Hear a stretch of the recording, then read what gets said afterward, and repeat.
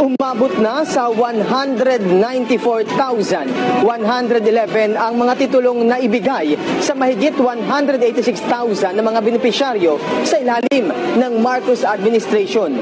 Ito ang ipinagmalaki ng Department of Agrarian Reform sa kanilang panayam sa programang Bagong Pilipinas Ngayon.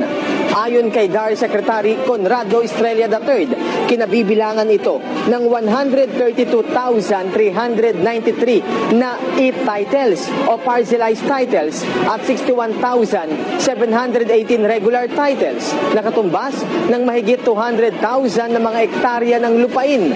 Sa kabuuan, ipinagmalaki rin ng kalihim ang nasa mahigit 200,000 na certificates of condonation and release of mortgage na kanilang naibigay sa 188,000 na mahigit na mga benepisyaryo na nagkakahalaga ng mahigit 10 bilyong piso.